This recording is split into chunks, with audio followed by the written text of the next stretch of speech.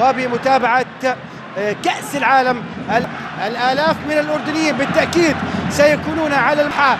تأتي الإشارات، آخر محطات استعدادات صنعت أمجاد كرة القدم الإسبانية. مباراة وكرة تصل عند كوكي، عند اللاعب الإسباني أحد اللاعبين الذين خاضوا بالتأكيد تحت ضغط كبير لاعبين الاستعدادات. هنالك دائما مباريات ودية.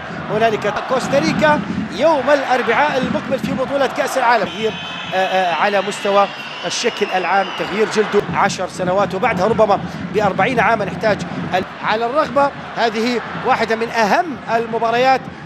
مفخرة أن نشاهد هذا الكرنفال. الأمريكا ولاعبين يدافع بكل قوة، التزام تكتيكي. انتظار المنتخب الإسباني، هذا كل ما يقدر عليه منتخبنا. جزاء منتخبنا، كرة عرضية هذه خطيرة فيها تعامل مستوى الجماهير، ولا على الدخول ولا على الخروج، ولكن يجب أن نؤمن بأنفسنا أولا. الرياض اليوم هي ليست مباراة كرة قدم، والدور الآن على فخر. هذا اسينسيو رقم 10 إلى فاتي، والهدف الأول. الهدف الأول للمنتخب الإسباني أنسو فاتي بعد 13 دقيقة. المنتخب الإسباني يسجل هدف التقدم عبر اللاعب فاتي، اللاعب صغير السن. فرحة لويس إنريكي لأنه كان يعاني من ضغط قرار ضم فاتي، على اعتبار أنه فاتي غاب لفترة طويلة، وكان يجب يعني من وجهة نظر الصحافة إعطاء فرصة أكبر. يلا يا يزن، تاريخية يا يزن، هي يزن عن تشكيلة فيها ضغط اللعب في كأس العالم، لأن اللاعب البديل مستمر. منتخبنا رد على هدف ممكن يكون في النشامة يتقدم، النشامة يضغط، وهنالك هذه كرة فيها هجوم سريع وفيها كرة ومتابعة وابتعدت عن مرمى منتخبنا والحمد لله. إذن لقاء وحيد. الله يا موسى، ضغط موسى، خلصها موسى، ولكن المجهود الفردي. مرر يزن، رجعت ليزن. لم يكن مئات الملايين من المتابعين حولي المصري مجددا. هذا إحسان حداد موجود من ذلك الجيل وموجود في دكة البدلاء، هو أنس. إلى اسينسيو بالكعب، التدخل والفرمة تجاه موسى. يلا يا تعمري، ولكن طالت على موسى. سرابيا على التنفيذ، هذه كرة وإبعاد. لاعة أردنية، كرة داخل المنطقة. هي كرة أمامية باتجاه يزن. يلا يا يزن، هي يا يزن، ولا كرة عند سعادة محاصر. شوف عايشة هنالك في كان الراحل الكبير مظهر السعيد. وهذه محاولة للمنتخب الإسباني يحصل. المنتخب الإسباني يحتل المركز، وكذلك شفنا وصول لمناطق المنتخب. خبنا 3 محاولات لإسبانيا اليوم،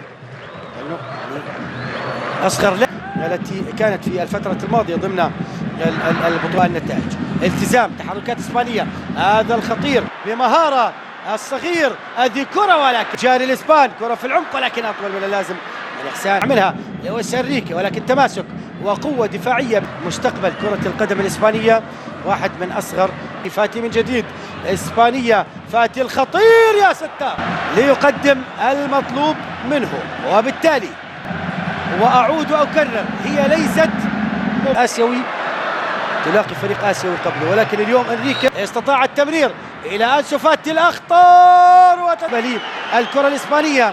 وهذا انعماد الماتادور، أحد أهم ألقاب المنتخب، فيها الكثير من الكلام. هذا اسينسيو، شيش ما زالت في المناطق. الحذر من اسينسيو، الفاق اخلاق. شوف الالتزام من عبيدة، كرة عرضية وتدخل من اليمين ومحاولة إنهائها بالجهة اليسرى بحضور ذهني كبير. هذا فاتي بنفس السيناريو، ولكن هذه المرة الإبعاد والتدخل وارتباطا باسم إسبانيا وباسم الغريمين. هذه كرة خلصها إبراهيم سين في أول 45 دقيقة.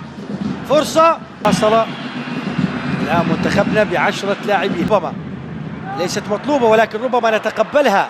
اللحظة الأخيرة، يا يلا يا يزن، كانت هي يا يزن، ذكي لماح، ولكن ابتعدت عن مرمى سانشيز. سانشيز ماخذ راحته متقدم، وكان ممكن ان ياتي العقاب من ابن عماد اللاعب المحترف في الدوري القطري، ولكن ابتعدت عن المرمى. الفكرة جميلة، التنفيذ كان ينقص التركيز، وشوط أول ينتهي بتقدم منتخب إسبانيا على منتخبنا الوطني. هدف سجله اللاعب أنسو فاتي في الدقيقة 12 من الشوط الأول الذي انتهى بكل. هذه كرة عند سعادة، سدد إبراهيم وغادر أيضا محمود مرضي، هي يا محمود، ولكن الحارس بفارق هدف. يجب الحفاظ على فارق الهدف لإصابة الشباك الإسبانية. موسى التعمري سدد، ولكن خطف هدف.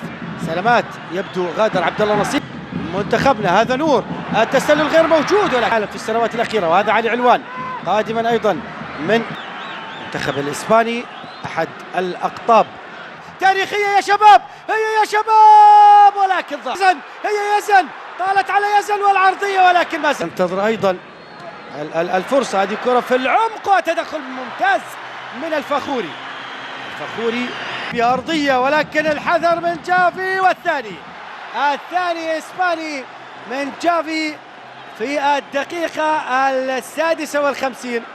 مع دخول الدقيقة 57 كان متوقع هذا الاندفاع بالنسبة لمنتخبنا أن يحدث الفراغات التي حصل عليها الإسبان، وبالفعل بأول تحرك من سولير إلى سرابيا ارتدت من أنس وذهبت إلى جافي الذي لم يخيب الجميع، وسجل في مرمى منتخبنا الهدف الثاني ليتقدم. وتقدم إسبانيا. السلام عليكم، اهلا بيكم في فيديو جديد. تزيين الدفاتر المدرسيه او تزيين الكراسات المدرسيه، خد بالك من حاجه مهمه جدا قبل ما تشتغل الشغل ده. يستحسن الدفتر اللي هتشتغل عليه او الدفتر اللي هتعمل فيه تزيين يستحسن يكون ورقه تقيل علشان يستحمل الالوان ويستحمل قلم الفلوماستر وما يعلمش في الورقه اللي بعدها.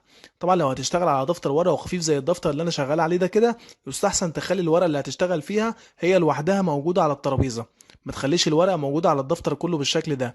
طبعا انا اشتغلت بالشكل ده علشان الدفتر ده للشغل بس، للتصوير، مش هستخدمه بعد كده. انما انت اكيد الدفتر اللي هتعمل فيه تزيين هتستخدمه بعد كده، فحافظ عليه بالطريقه اللي انا قلت لك عليها دي. ما تنساش لو عندك اي اقتراحات او لو عندك اي كلام اكتبه في التعليق، وان شاء الله هرد عليك في اقرب وقت ممكن. ما تنساش لو الفيديو ده عجبك تعمل لايك وشير وتتاكد انك مشترك في القناه، واشوفكم في الفيديو التاني ان شاء الله. السلام عليكم ورحمه الله وبركاته.